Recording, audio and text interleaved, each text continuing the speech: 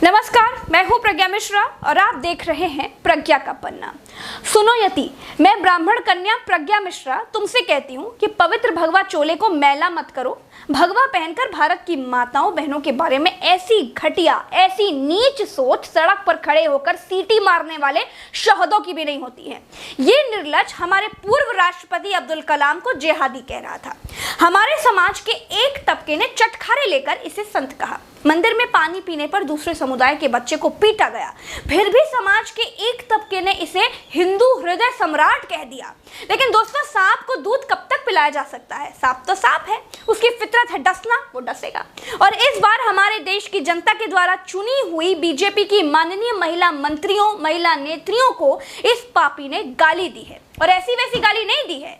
बाबा की घिनौनी जुबान ने एक सेकंड में हमारी बड़ी बड़ी महिला बीजेपी नेताओं को उनके सहकर्मी पुरुष नेताओं के बिस्तर तक पहुंचा दिया।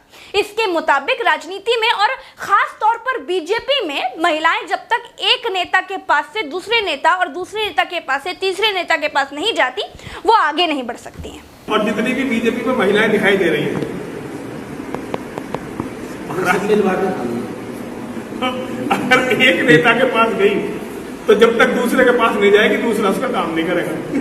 तीसरे के पास, उसे तीसरे के पास जाकर फिर जा रही। ये है अब ईमानदार और चैतन्यवान लोग। ये है राजनीति। दोस्तों, सांप कुत्ता नहीं है कि पुचकारने पर पूंछ हिलाएगा। सांप तो डसेगा ही, उसका काम डसना है। यति को दूध पिलाने वाले बीजेपी नेता अब पछता रहे हैं कि उन्होंने यति जैसे सड़क छाप शोहदे को बाबा समझकर दूध पिलाया। जिसकी भाषा, जिसके विचार, जिसकी महिलाओं के लिए ऐसी घटिया सोच को देखकर और सुनकर सड़क छाप शोहदे भी उसे अपना महागुरु मानने लगे हैं। अब आप कहेंगे कि अरे प्रज्ञा मिश्रा, जब पावर में बैठी बीजेपी की महिला मंत्रियों को, नेत्रियों को कोई फर्क नहीं पड़ता है, तो तुमको क्या? जिन बीजेपी की महिला नेताओं को इस नीच बाबा ने गाली दी, वो कुछ नहीं बोल रही हैं, और प्रज्ञा मिश्रा आप इतने कड़े शब्दों का प्रयोग कर रही हैं। दोस्तों देखिए, बीजेपी में जितनी महिलाएं हैं, सबका मौन व्रत चल रहा है। भगवा पहनकर चाहे उनको कोई कुछ भी कहकर चला जाए, देश में या प्रदेश में इनके ही पेशे की किसी भी महिला की साड़ी खींच ली जाए, उनको फर्क बिल्कुल नहीं पड़ता। फर्क पड़ता भी होता होगा तो सत्ता के लालच में सम्मान को गिरवी रख दिया होगा। अब औरतों से मैं, बेचारियों से क्या उम्मीद? उनमें बुद्धि कितनी होती है औरतों से मैं क्या उम्मीद करूं? दोस्तों, यूपी में सांसद, विधायक, मंत्री, केंद्रीय महिला मंत्रियों को जोड़कर बीजेपी में 60 महिलाएं सत्ता का सुख भोग रही हैं। लेकिन एक भी महिला ने यति के खिलाफ एक शब्द तक नहीं कहा।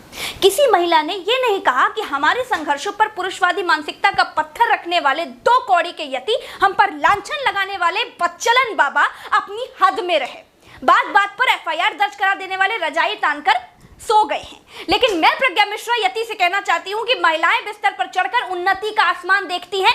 ऐसी गंदी मानसिकता रखने वाला हमारी सनातन संस्कृति का बाबा नहीं हो सकता। इसके खिलाफ गाजियाबाद पुलिस को स्वतः संज्ञान लेते हुए मुकदमा तुरंत दर्ज करना चाहिए। मैं प्रज्ञा मिश्रा देश के भीतर पब्लिक डोमेन में सामाजिक काम करने वाली वर्किंग वुमेन्स की तरफ से यति महाराज जैसे शहदों को बाबा मानने से इनकार करती हूँ। संत समाज से अपील भी करती हूँ कि इसकी बाबागिरी का अघोषित लाइसेंस रद्द किया जाए। इसके तन से हमारी महान संस्कृति के सूचक उत्थान, सम्मान और देश के अभिमान के प्रतीक पवित्र भगवा वस्त्रों को उतार तुरंत लिया जाए। जिनको नहीं मालूम उनको बता दूं, ये निर्लज बाबा गाजियाबाद के डासना के शिव भक्ति धाम मंदिर में पुजारी है। दोस्तों, आज के लिए इतना ही। राम राम, दुआ सलाम, जय हिंद।